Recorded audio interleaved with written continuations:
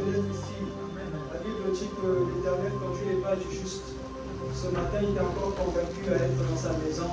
Action de grâce pour cela. Amen. Nous rendons grâce à Dieu. Alléluia. Alors aujourd'hui, par la grâce de Dieu, je vais partager avec vous la parole de Dieu.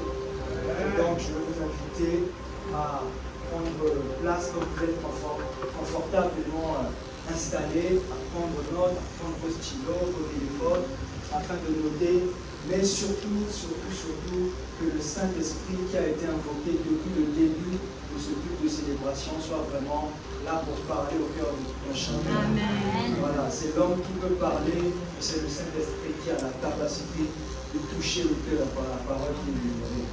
Donc nous tous, si nous ne comptons que sur le Saint-Esprit, moi aussi je compte sur le Saint-Esprit, toi aussi tu comptes sur le Saint-Esprit. Et le Seigneur, l'Esprit, il aime lorsqu'on compte sur lui. Il aime lorsqu'on s'attend à lui, lorsqu'on lui fait confiance. Alors merci Seigneur pour la parole d'aujourd'hui, au nom de Jésus. Amen. Amen. Merci beaucoup. Vous pouvez prendre place.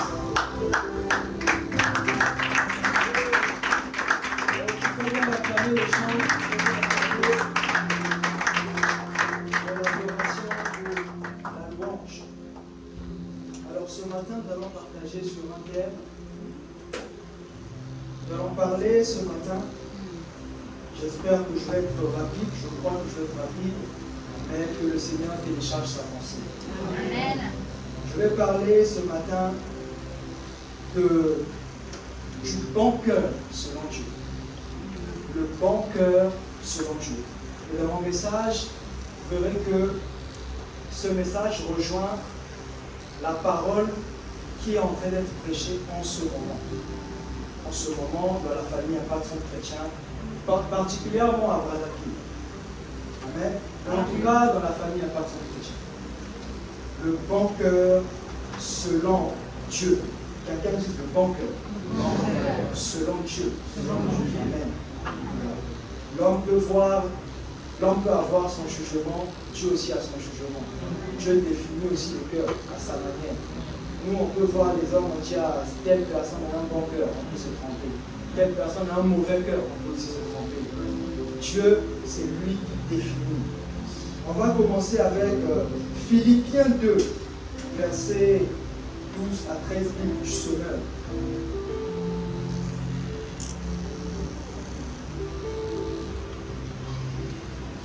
Philippiens 2, versets 12 à 13, Bible du sonneur.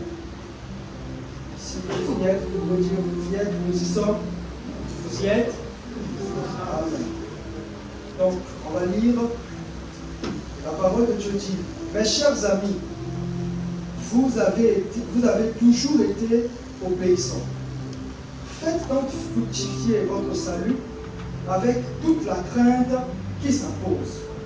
Non seulement quand je suis présent, mais bien plus maintenant que je suis absent.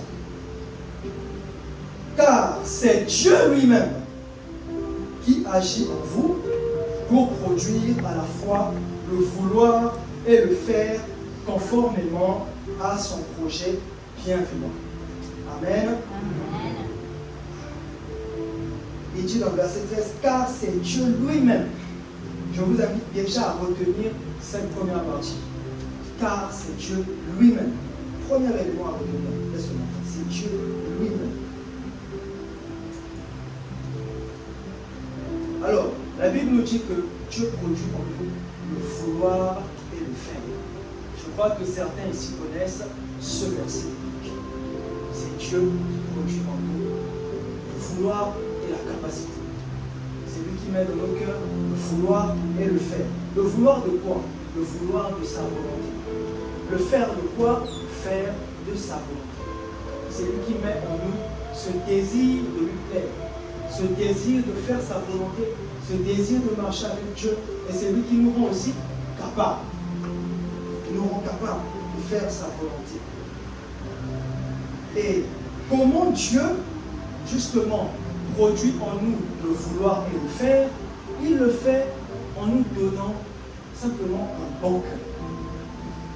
Celui qui a un bon cœur a le vouloir et il a le faire. C'est comme ça que Dieu nous donne ce vouloir et ce faire, en nous donnant un bon cœur. Il pose en nous un bon cœur. Et alors, il est important de parler un peu du cœur, afin de comprendre ce que c'est qu'un bon cœur. Avant tout, on va lire dans 1 Samuel 16. 1 Samuel chapitre 16, verset 7, dans 2 21. 1 Samuel, le livre de 1 Samuel chapitre 16, verset 7, 2 21. La Bible nous dit: mais l'Éternel a dit à Samuel, ne prête pas attention à son apparence et à sa grande taille, car je l'ai rejeté. En effet, l'Éternel n'a pas le même regard que l'homme. L'homme regarde ce qui frappe les yeux, mais l'Éternel regarde au cœur. Donc voici un premier passage qui nous dit que Dieu il regarde au cœur. C'est-à-dire que nous, quand on est là, on est plusieurs humains, on se balade partout dans la rue, on est là rassemblés. Nous, on voit des corps, on voit des êtres humains, on voit des têtes, on voit des pieds, on voit tout ça. Dieu, il regarde plusieurs cœurs qui se baladent dans les rues. Dieu regarde plusieurs cœurs. Dieu est un esprit, dit la parole, et Dieu regarde les choses selon l'esprit. Et ce qu'il regarde quand il voit un homme, c'est le cœur. Pour Dieu, ce que tu es, c'est ton cœur. Ce que tu représentes, ou ce que ton cœur est, c'est ce qui te représente. Donc ça, c'est une première chose qu'il faut d'abord comprendre. Devant Dieu, quand Dieu te regarde, il ne voit pas tes pieds, il ne voit pas tes mains, il voit ton cœur. Et c'est en fonction de ton cœur qui te définit, qui te qualifie, qui te disqualifie. Dans Exode 33, verset 17, l'Éternel dit à Moïse, Exode 33, verset 17, je ferai ce que tu me demandes, car tu as trouvé grâce à mes yeux, et je te connais par ton nom. L'Éternel dit à Moïse, je te ferai grâce, je te ferai ce que tu m'as demandé, je te ferai ce que tu me demandes, car tu as trouvé grâce à mes yeux. Donc ça veut dire que Dieu, du ciel, de son trône, il a regardé sur la terre, il a regardé Moïse. Moïse, il a pris plaisir en Moïse. Et il dit, tu as trouvé grâce à mes yeux. Pourquoi? Vous pouvez s'arrêter là, c'est moi qui fais grâce, il est Dieu. La Bible dit qu'il fait grâce à qui il fait grâce. Mais il ne s'arrête pas là, il dit, car tu as trouvé grâce à mes yeux, et je te connais par ton nom. Alléluia. Je te connais par ton nom. Donc, Dieu qui regarde au cœur, il a regardé au cœur de Moïse et il l'a nommé. Il a connu le nom de Moïse en regardant à son cœur. Et c'est en regardant à son cœur que Moïse a trouvé grâce aux yeux de Dieu. Amen. Et ensuite, pour un autre deuxième exemple dans ce même sens, qui va dans le même sens que 1 Samuel 16, verset 7 qu'on a lu tout à l'heure, donc la suite. La Bible dit dans Actes des Apôtres, chapitre 13, verset 22, la Bible nous dit, puis il l'a rejeté, il parlait de Saül, puis il l'a rejeté et leur a donné pour roi David, auquel il a rendu ce témoignage. J'ai trouvé David, fils d'Isaïe, un homme selon mon cœur, qui accomplira toutes mes volontés. Alléluia. Amen. Donc Dieu a vu. Il a cherché. Saül, le roi Saül a déconné. Dieu a cherché et il a trouvé David, homme selon son cœur. homme selon son cœur, là, ça veut dire que Dieu a vu, ça a plu à Dieu. C'est selon pas le cœur de David, c'est selon le cœur de Dieu. C'est-à-dire que homme selon les désirs du cœur de Dieu. Dieu a vu, il a agréé, il a approuvé. C'est ça selon mon cœur. Donc Dieu a vu David et il a approuvé David. David matchait avec le cœur de Dieu. Donc David matchait avec les attentes de Dieu. David matchait avec ce qui plaît à Dieu. Et le même Dieu qui a refusé qu'on puisse poindre dans 1 Samuel une autre personne, qui a rejeté, parce qu'il a dit, ne regarde pas sa taille, moi je regarde le cœur. Le même Dieu, il vient encore dire, j'ai trouvé celui que tu dois poindre, celui sur qui tu dois verser l'onction. Je l'ai trouvé. Donc moi qui regarde le cœur, j'ai trouvé celui que tu dois poindre. Et celui-là, c'est David. Mais David, pourquoi David?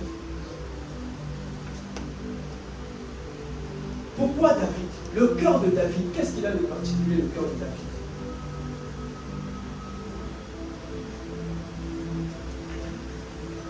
Le cœur de David. Ce qu'on va voir là, dans le cœur de David, c'est ça que, selon Dieu, c'est ça selon Dieu qui est un bon cœur. Deux choses qu'on pouvait retrouver dans le cœur de David, ce sont deux fondements. Ce sont des fondements. Il ne s'agit pas, vous savez, quand on bâtit une maison, on commence toujours par les fondements. Si tu veux bâtir ta vie spirituelle, tu vas toujours commencer par quoi? Les fondements. Et Dieu, il a regardé les fondements qu'il y a, c'est dans le cœur de l'homme.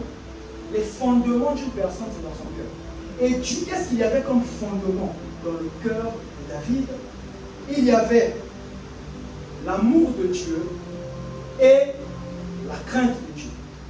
Voici deux fondements qui font que Dieu approuve un homme. Dieu qui qualifie. Il a appelé Moïse. Il a donné Moïse un nom en regardant à son cœur.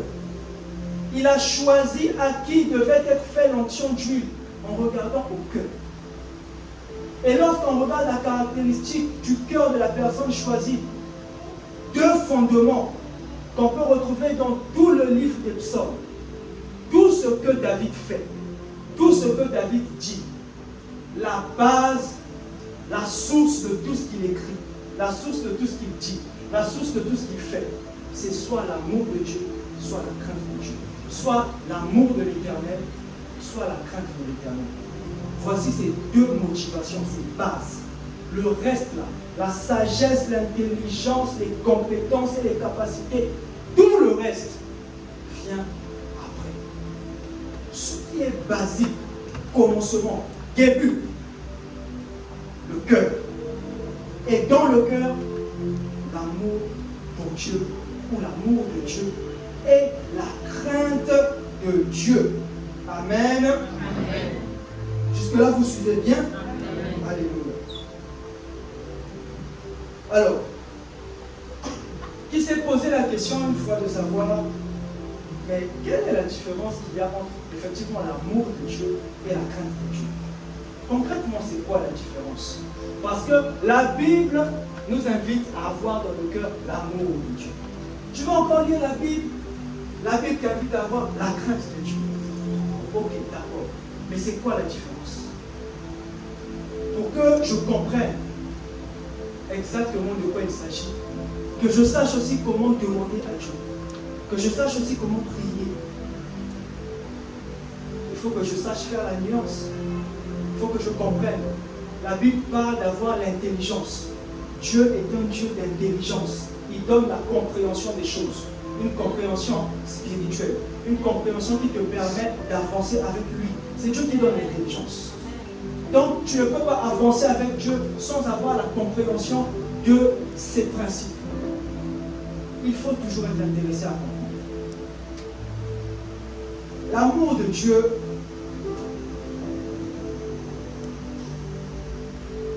c'est quand tu as le cœur disposé. faire sa volonté. Tu veux voir quelqu'un qui aime Dieu, tu verras une personne qui a ce cœur disposé pour faire sa volonté. Tu verras une personne qui a le vouloir. Quelqu'un qui veut. On ne parle même pas de ses capacités. On parle d'une personne qui est vraiment intéressée par Dieu. Une personne dont Dieu l'intéresse. C'est-à-dire que oui, tu me parles de Dieu, je suis intéressé. Je veux prêter l'oreille, je veux tendre l'oreille. J'ai cet intérêt pour ce qui est de Dieu.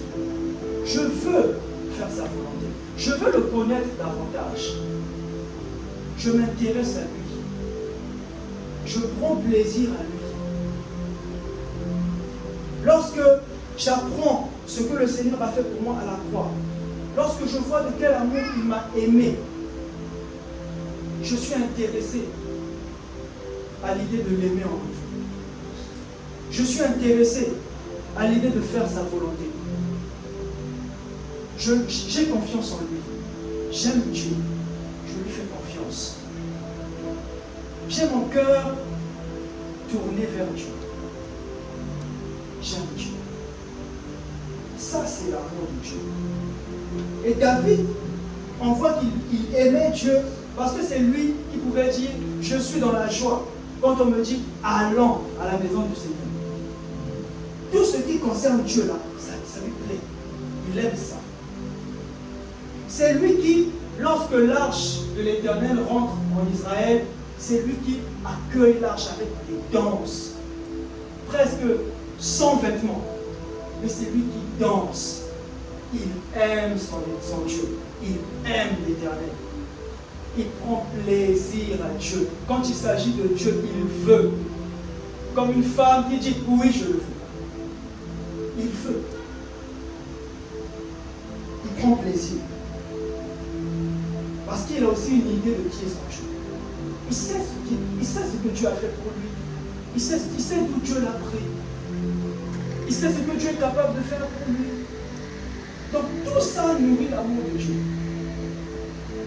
Mais est-ce que c'est pour autant que l'amour de Dieu te préserve de la faute? Est-ce que c'est pour autant que cet amour que tu as pour Dieu va vraiment t'aider à obéir lorsque Dieu va te parler? Ça, c'est le message qui parle à tout le monde, même le prédicateur. Qu'on soit tous édifiés par ce message. Amen. David aimait Dieu. Ça, c'est même pas un secret. Pourtant, ça ne l'a pas empêché de tomber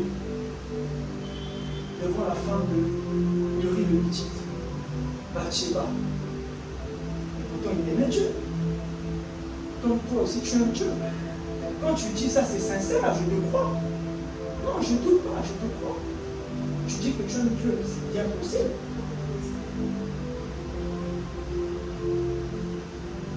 Mais ça n'a pas empêché David de tomber. Comme toi aussi, quelque part, ça ne t'a pas empêché de faillir. Pourtant, tu aimes Dieu sincèrement. Tu veux, bien disposé, j'ai la volonté. Et David est tombé. Celui qui, lorsque l'arche rentrait en Israël, il a dansé. Il a célébré au fond où sa femme s'est même fâchée contre lui. Tellement il était trop, il ne reflétait même plus le charisme du roi. Il a commencé à se défouler, comme on aime bien se défouler aussi de nos jours, dans la présence de Dieu. On va de nos jours. Toujours. Il faut toujours se défouler dans sa présence. C'est important. Il faut toujours célébrer Dieu. En tout cas, tant que tu peux, célébrer Dieu. Mais,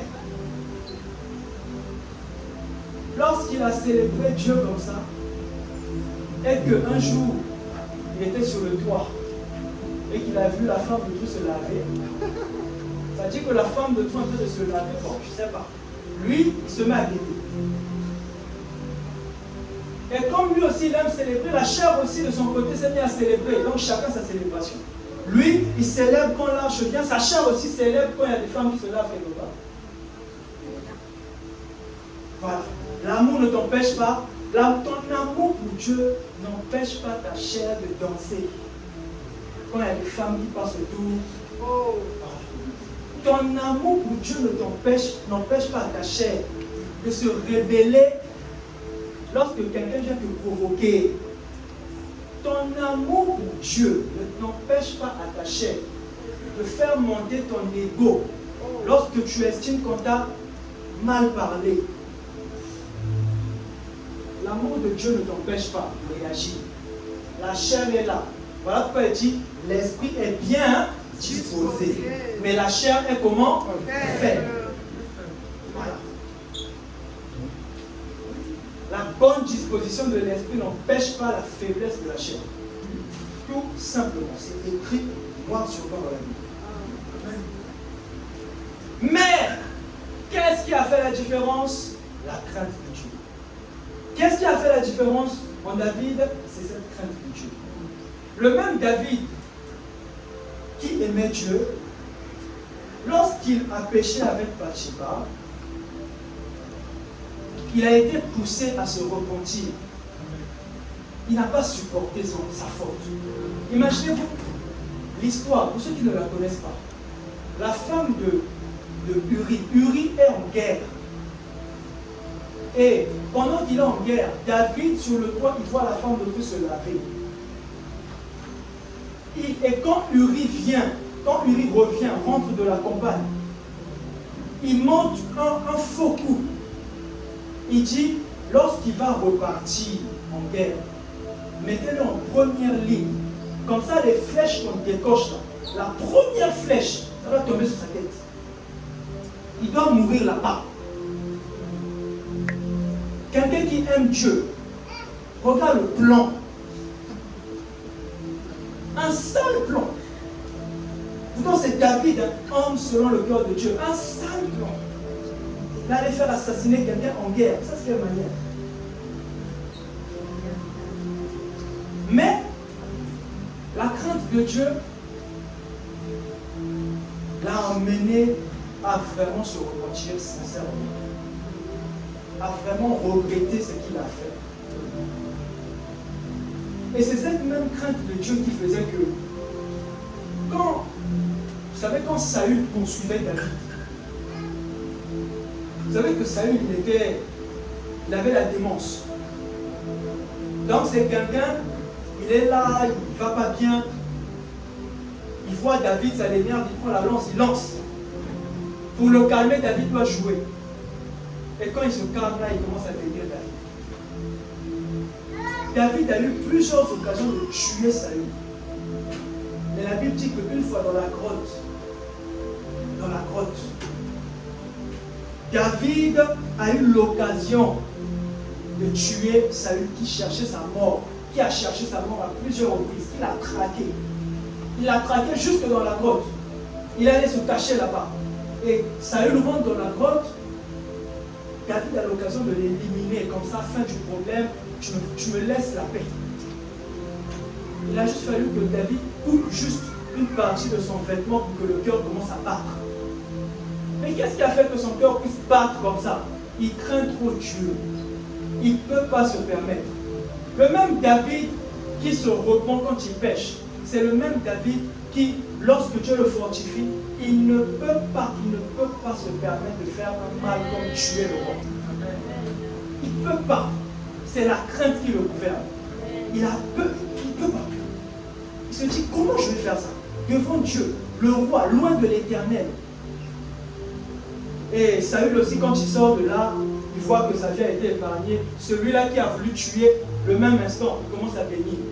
Oh David, mon fils, sois béni. L'Éternel te bénit. Pourquoi? Parce qu'on l'a épargné. Et il a fait ça plus d'une fois. Saül. Mais David ne s'est pas permis de le tuer, alors qu'il avait l'occasion. Et ça, c'est à cause de la crainte de Dieu. Dans la crainte, c'est quoi? C'est un profond respect. L'apôtre Yves l'a enseigné sur 2 dimanches d'affilée. Et le dimanche d'avant, le pasteur Dédi en a parlé aussi. Donc on a eu un enchaînement de 3 dimanches à parler de la crainte de Dieu. Au bout d'un moment, ça interpelle. Et je ne voyais pas un autre message à prêcher que celui-là. Pour ceux qui étaient là vendredi aussi, ça a été notre seul sujet de prière. La crainte de Dieu. La crainte de Dieu est trop salutaire. On peut se dire on aime Dieu.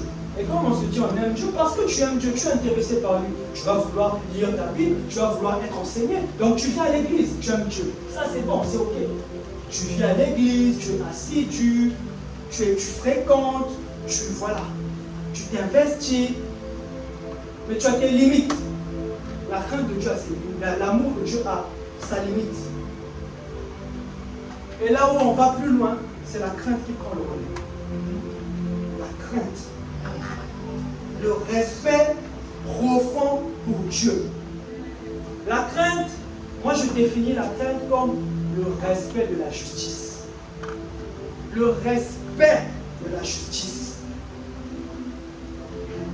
La crainte, c'est quand l'obéissance à la parole, l'obéissance à Dieu devient pour toi une priorité. C'est-à-dire que oui, tu as tes émotions, tu as tes sentiments, tu as tout ce qui travaille à l'intérieur de toi. Mais si tes sentiments, tes émotions qui sont réelles, qu'on ne dénie pas, sont contraires à la volonté de Dieu, tu vas prioriser la volonté de Dieu malgré ce que tu sens.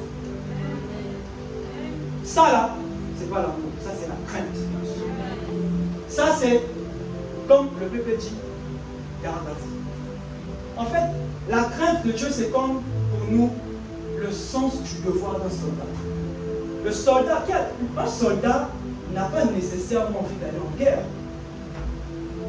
Quel humain a envie d'aller tuer et se faire tuer? Qui a envie de ça même? Personne. Si on vient là, il y a une guerre qui éclate, on commence à dire, si déjà on demande qui est volontaire, bon, déjà, voilà, il n'y a pas de volontaire. On est obligé de te prendre de force.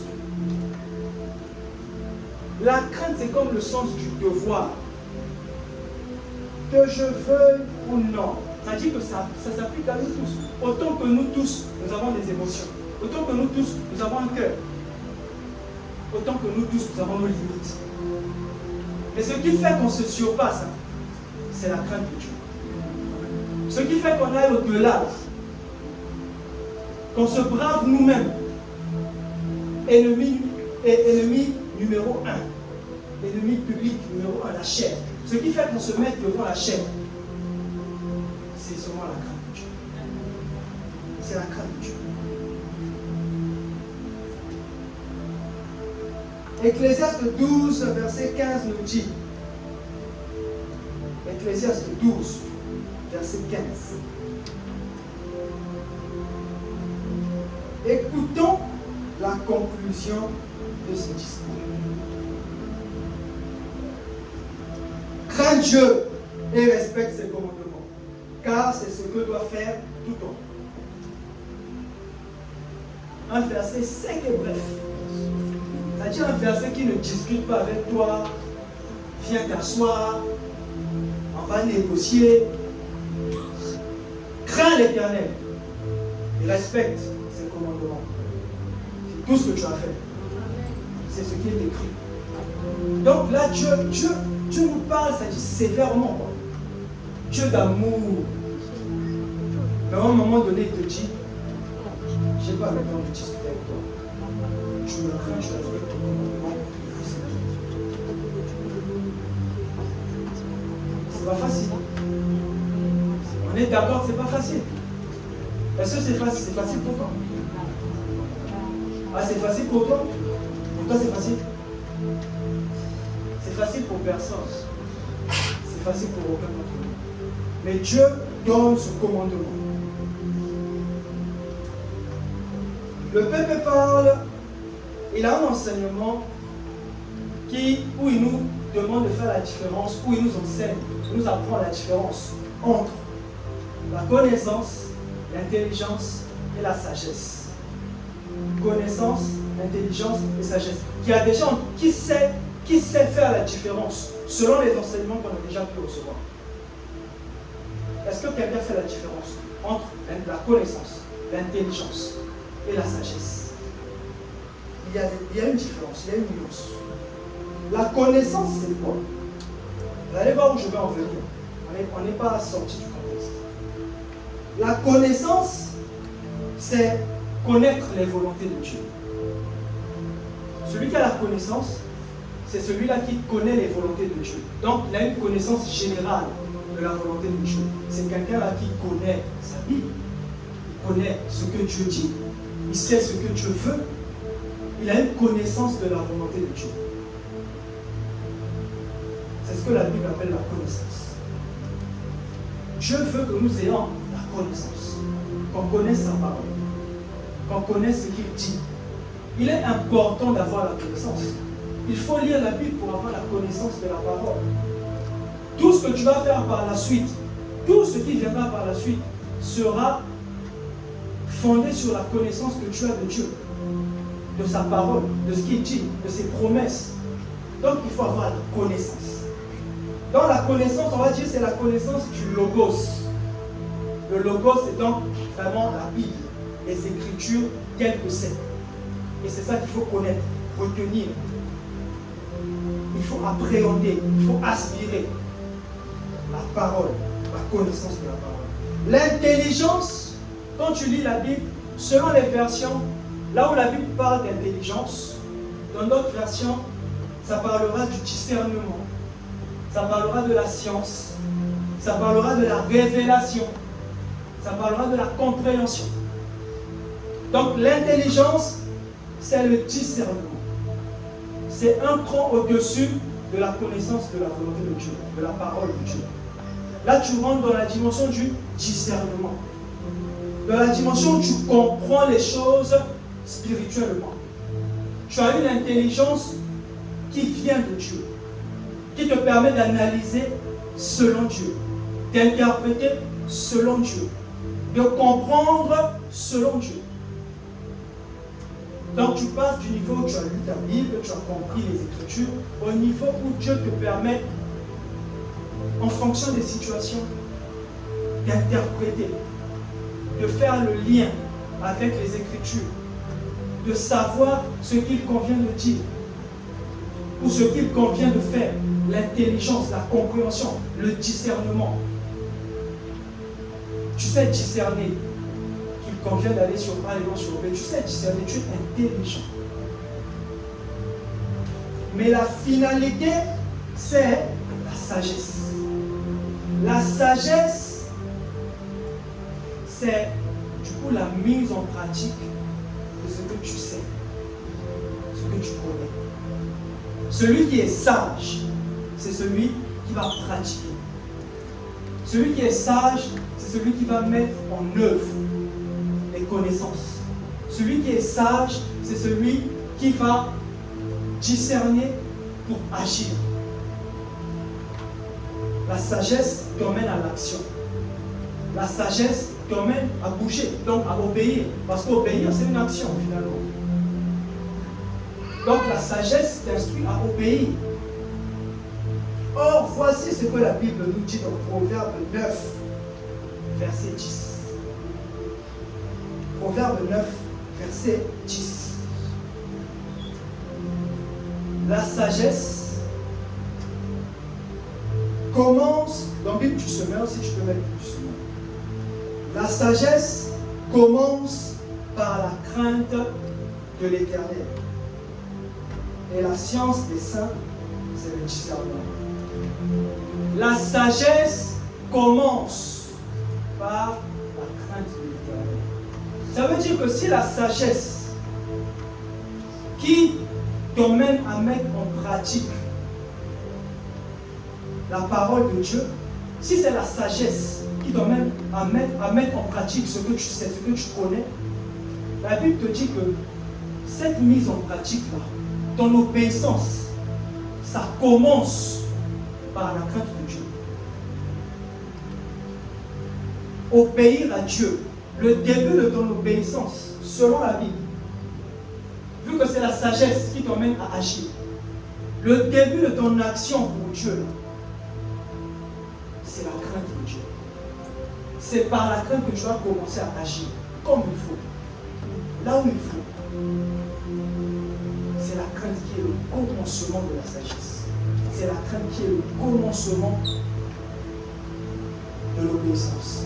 C'est la crainte qui est le commencement de la mise en œuvre et la mise en pratique. Là, je suis juste en train de te montrer l'importance de la crainte de Dieu. Il est important de parler de ces fondements.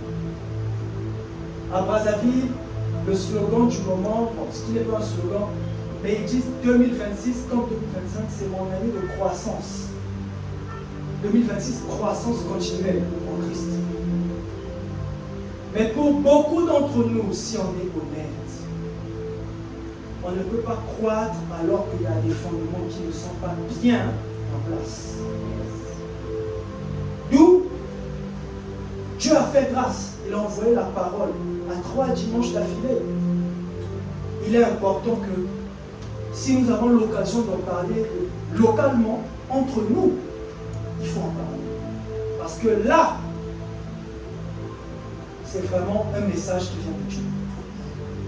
Que chacun d'entre nous s'attelle à comprendre l'importance de la crainte de Dieu et à rechercher la crainte de Dieu. Rechercher ça. Ce qui va te pousser à rechercher la crainte de Dieu, c'est l'amour de Dieu. Vu que par amour, tu es intéressé. Mais par amour, tu vas constater tes limites. Mais comme tu l'aimes, il va t'emmener à aller plus loin. Comme tu l'aimes, tu vas chercher à aller plus loin, à aller au niveau de la crainte. C'est pour cela qu'il a dit, demandez, cherchez, frappez. Tu vas demander parce que tu l'aimes. Tu sais que tu as atteint ta limite. Mais ça ne peut pas se terminer ainsi. Je ne vais pas rester là où je suis, comme je suis, avec ce que j'ai. Je ne vais pas me satisfaire de ces capacités qui ne t'honorent pas. Je t'aime bien plus que ça. Mais je ne peux pas faire plus que ça. Et ce qui m'empêche de faire plus que ça, c'est un fondement que je n'ai pas en moi, qui s'appelle la crainte. La Bible dit la crainte de Dieu, c'est la haine du mal. Tu veux juste savoir que tu n'as pas la crainte de Dieu comme il faut. Vois la dernière fois où tu as toléré le mal. Ça va te montrer là où ta crainte n'est pas au beau fixe. Ça, c'est un message adressé à chaque individu. Il y a des messages qu'on envoie pour que l'Église réceptionne et travaille ensemble, bouge ensemble, agisse ensemble. Il y a des messages où Dieu veut réveiller la flamme individuelle. Parce que c'est en fonction de la flamme individuelle qu'il y aura le brasier. Si chacun a sa flamme éteinte, il n'y aura aucun grand feu. Mais s'il y a plusieurs petites flammes, ça va faire une grande quantité de flammes. Une grosse flamme. Donc il y a des messages. Dieu envoie ça pour toi. Il envoie ça pour moi. Il envoie ça pour une personne. Amen. Amen. Dieu nous appelle vraiment à prêter une attention particulière au sujet de la crainte de Dieu. Chacun d'entre nous, que tu serves à l'église, que tu ne serves pas, prête une attention particulière en cette saison au sujet de la crainte de Dieu. Et si, malgré ce message que nous partageons ce matin, tu sors de là, tu ne te souviens pas du prédicateur, tu te souviens du message. Ne te souviens pas du prédicateur, souviens-toi pour toi du message. Oublie le prédicateur, souviens-toi seulement du contenu. C'est Dieu qui veut relâcher sa parole. En te souvenant du contenu, du message, qui t'est adressé ce matin. Si tu vois que tu as banalisé, ça veut dire que toi, tu n'as même pas le vouloir. Voilà. Toi, tu ne cherches même pas à le faire. Tu n'as même pas le vouloir. Tu n'en as pas. Ou alors, tu n'en as que très peu. Tu en as insuffisamment. Tu ne veux même pas. Ce qui peut empêcher que tu puisses t'attarder dessus. Ça peut être le messager. Et comme je dis, oublie le messager. Regarde à la parole qui t'est adressée ce matin. Regarde à la parole qui t'est adressée ce matin. Et va devant ton Dieu. Comme David aimait aller devant son Éternel. Si ça t'intéresse, si Dieu t'a parlé, cet amour que tu as déjà pour Dieu, je crois que tu as, va t'emmener à dire, ok Seigneur, le message a été partagé aujourd'hui. Sonde-moi, ô Dieu. Voici David, preuve de la crainte de Dieu. Sonde-moi, ô Dieu. Regarde ce qu'il y a à l'intérieur de moi. Seigneur, je sais que là, je ne te crains pas. Il n'y a pas de honte. Devant Dieu, il n'y a pas de honte à dire ça. Oh Dieu, je te cherche. Dieu, tu sais qu'à tel niveau, sur tel point, je suis têtu. Mais oh Dieu, que la crainte m'oppresse. Au point où même ma têtudesse va fléchir le genou. Oh Dieu. Oh Dieu. Vous voyez, il dit oh Dieu. La crainte ne s'obtient pas parce que tu as entendu le message. La crainte ne s'obtient pas comme ça. La crainte, c'est oh Dieu. Supplication. Que quelqu'un dise supplication. Il n'y a pas de crainte sans supplication. L'apôtre il va dire dans le dernier message, tu ne peux pas servir un Dieu que tu ne crains pas. Dieu t'a appelé, il dit laisse aller mon peuple afin que tu me serves, afin qu'il me serve. Laisse aller mon peuple afin qu'il me serve. Donc tout appelé de Dieu est censé le servir d'une manière ou d'une autre. Pourtant, tu ne peux pas servir Dieu si tu ne le crains pas. Donc ça veut dire que si tu ne le crains pas, ton appel même est zéro. Si tu ne le crains pas, il t'a appelé pour rien. Mais c'est quelle importance ce sujet? C'est quelle importance dans ma marche avec Dieu? Parfois on va à gauche, à droite. Tous les sujets ont leur importance. Quand Dieu parle par un homme et il te parle de quelque chose qui n'est pas forcément la crainte, mais qui vient de Dieu, gloire à Dieu.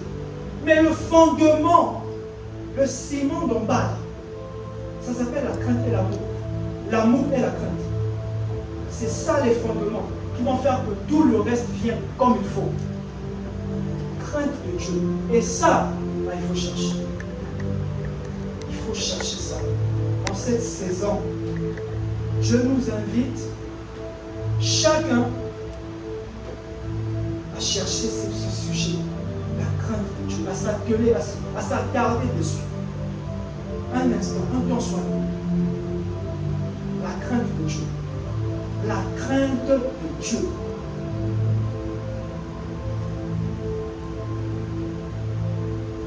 Chacun sait un peu ce qu'il cherche en ce moment. Chacun sait un peu quels sont ses challenges, ses défis. Chacun sait un peu à quel niveau dans sa marche avec Dieu il est en ce moment. Chacun se connaît, chacun se connaît. Mais pour une personne qui veut aller plus loin, avancer, que sa vie spirituelle, que sa relation avec le Seigneur, son engagement avec Dieu, puisse prendre un coup d'avancer. Si ce message, si tu crois que ce message est peut-être la réponse à une quête que tu as, voici ce que je peux te proposer comme astuce, comme chose que tu peux faire. qu'on peut faire, que je peux faire, que je dois faire. Premièrement, en ce moment, écoute beaucoup les messages qui parlent de la crainte de Dieu. Tu veux écouter un enseignement, comme j'ai dit, chacun sait un peu sur quoi le cœur tend en ce moment. Chacun un peu, Dieu lui parle un peu de chacun un peu son truc avec Dieu. Et pour quelqu'un qui, en ce moment, estime que les fondements, ce n'est pas trop ça. Je fais les choses un peu mécaniquement. Je suis un peu lassé, un peu fatigué. Je commence un peu à relâcher, à tolérer. Ce que je te propose de faire, écoute beaucoup les messages sur les craintes. Il y a les 3 messages que nous avons partagés, que nous avons écoutés les 3 derniers dimanches. Et il y a d'autres messages des pères de la maison qui parlent de la crainte de Dieu. Il y en a sur YouTube. Si tu ne trouves pas, ou si tu as trouvé quelques-uns et que tu en veux plus, tu peux me contacter. Je vais t'envoyer ce que j'ai. Que chacun soit un peu dans son processus de rebâtir son fondement. Quand chacun aura le fondement solide, là où on va aller là, ça ne sera pas une nouvelle salle. Ça sera des nouveaux chrétiens. Amen. C'est mieux que la nouvelle salle. C'est mieux. C'est mieux. Que ce ne soit pas un message pour t'attrister, pour t'affliger. C'est un message pour te rappeler. Dieu rappelle. La Bible dit, il vous rappellera tout ce que je vous ai enseigné. Ce n'est pas pour rien. Parce qu'on parle de beaucoup de choses dans l'Église. Et plus on parle, parfois, plus on s'éloigne de la source du fondement. Donc parfois Dieu est obligé de rappeler la base qui va faire que tout soit soutenu. C'est une invitation. Voilà. Écoute beaucoup les messages. Et deuxième chose, fais une playlist. Tu peux faire une playlist sur YouTube. Ou alors, tu peux aussi prendre les messages que tu écoutes sur la crainte, tu te les envoies à toi-même par WhatsApp. Au moins, tu te constitues ton catalogue. Quand tu as envie d'écouter quelque chose, nourris-toi d'abord de ces messages-là. Laisse ça entrer dans ton cœur. Laisse-toi, expose-toi à ça. Mais ensuite, tu ne peux pas t'arrêter à faire ça. Normalement, en écoutant, au bout d'un moment, tu vas aller chercher. Parce que c'est le seul moyen d'avoir la crainte. Il faut le demander. Obligé de demander. La crainte, pour l'avoir, c'est une grâce. Voilà, ça nous rappelle encore ce qu'on disait vendredi. C'est une grâce. C'est trop une grâce. Voilà pourquoi au début, quand on a prié, quand on a annoncé le verset de Philippiens 2, 13, on a dit, j'ai insisté sur, c'est Dieu lui-même qui produit en vous le vouloir de le faire.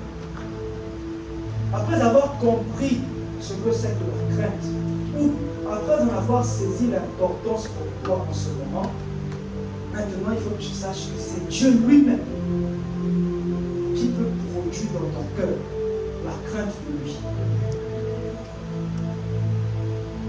Certains ici, là, on a déjà essayé de craindre Dieu par nos propres forces. Comme dira l'Ivoirien, on a tapé le couteau.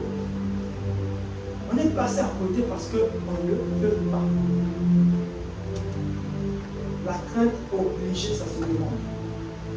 Ça se reçoit par grâce.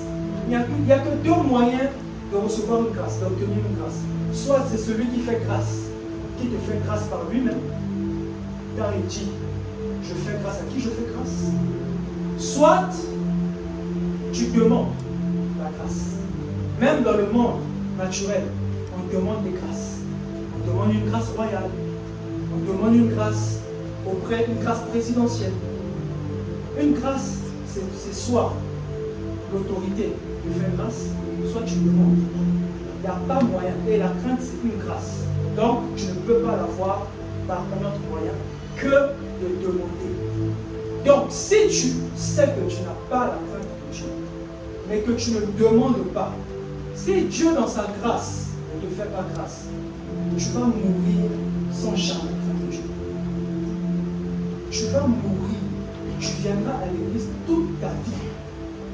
Si Dieu ne te fait pas grâce, tu mourras sans la crainte de l'Éternel. Et sans la crainte de l'Éternel, tu n'accompliras pas sa volonté. Donc tu mourras sans avoir fait ce pourquoi Dieu t'a appelé. Juste parce que tu n'as pas demandé. Et quand tu dis demander, c'est demander. Ensuite chercher. Ensuite faire. Donc ce n'est pas une fois. C'est pas une fois. Amen. Amen. Voilà le message que le Seigneur nous rappelle ce jour, ce matin. Et pour ça, je t'invite à te lever.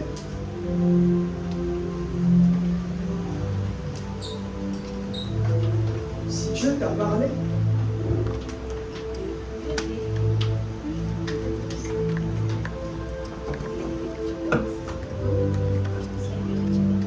il faut qu'il déverse en toi le désir de craindre Dieu. Si tu n'as même pas ce désir, oh, tout ce qu'il y a à faire pour toi, c'est la prière. Tout ce que l'on peut faire pour toi, c'est intercéder pour toi. Si tu ne le désires même pas.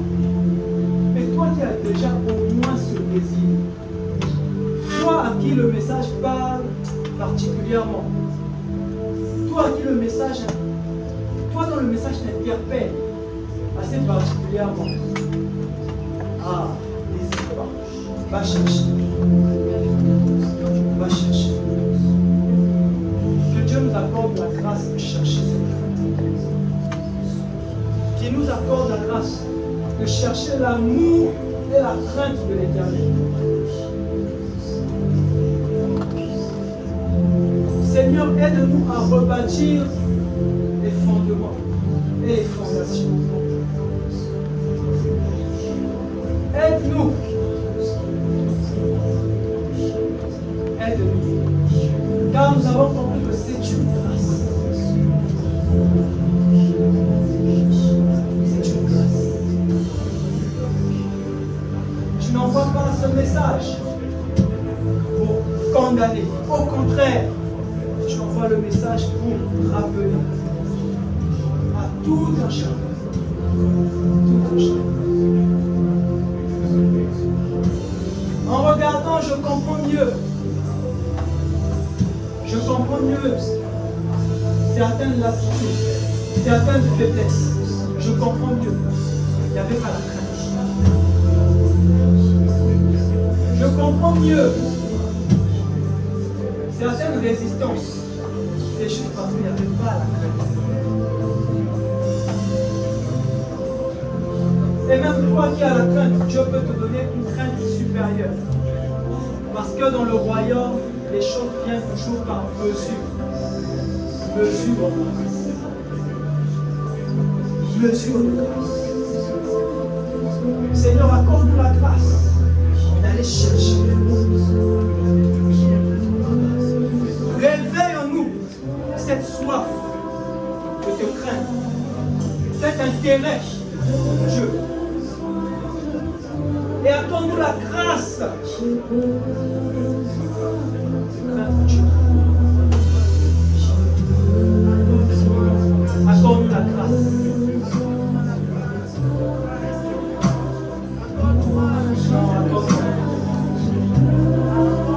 Accorde-nous la capacité à faire des supplications. C'est la seule chose qu'on peut faire. Il n'y a pas d'autre moyen.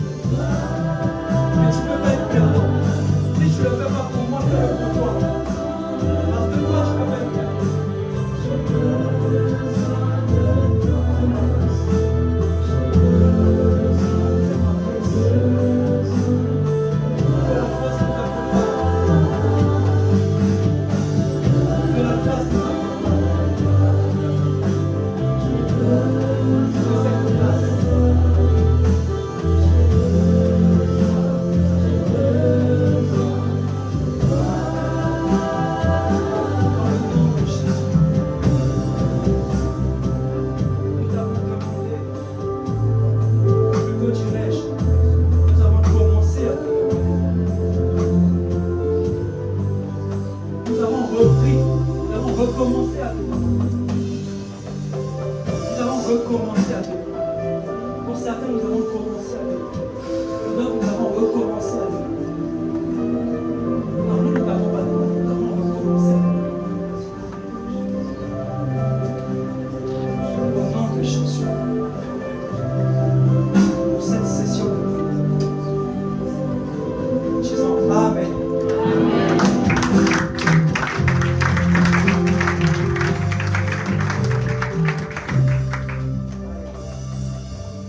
Est-ce que le bon Dieu t'a parlé ce matin? Est-ce que cette parole a parlé à ton esprit ce matin? Est-ce que le bon Dieu a été bon pour toi ce matin par sa parole? Est-ce que tu peux juste l'honorer ce matin encore?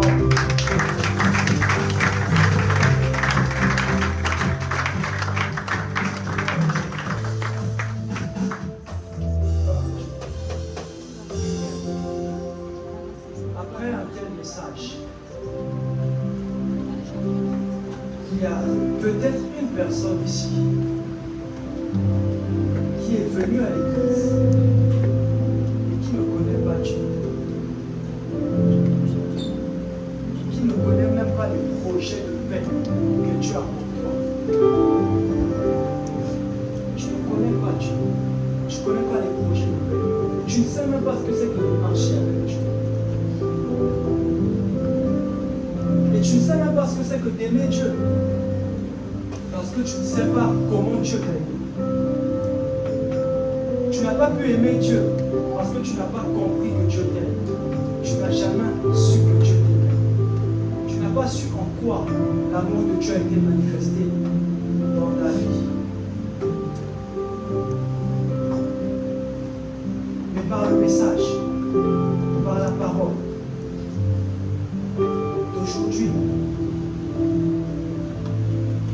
Dieu t'a parlé, t'a touché, tu as ressenti quelque chose dans ton esprit qu'il fallait que tu remettes ta vie en ordre, qu'il fallait que tu t'engages plus sérieusement, qu'il fallait que tu creuses davantage au sujet de ce Dieu dont nous avons parlé aujourd'hui et de cette relation avec Dieu. Tu n'as jamais accepté Jésus-Christ comme Seigneur, c'est-à-dire celui que tu vas suivre dans ta vie, et comme Sauveur, donc celui à qui tu feras confiance pour ta vie. Tu n'as jamais reçu Jésus-Christ dans ta vie. Tu ne t'es jamais engagé dans une relation avec lui. Le Seigneur te tend sa main. Il t'invite à lui donner ta vie, qu'il l'apprenne et que lui te donne sa vie, que tu la reçoives. Donc si tu n'as jamais fait la prière du salut, tu n'as jamais donné ta vie à Jésus, tu ne t'es jamais engagé à marcher avec Jésus, tu ne connais pas Jésus, tu ne connais pas la parole, et il y a la voix du Saint-Esprit qui parle à l'intérieur de toi pour te dire, va plus loin, cherche à me connaître un peu plus. Va un peu plus en profondeur. Tu n'as jamais fait le pas. Tu peux faire le pas maintenant. Et pour le faire, tu vas juste lever ta main bien haut pendant que chacun va baisser sa tête. Toi, si tu as compris cet appel,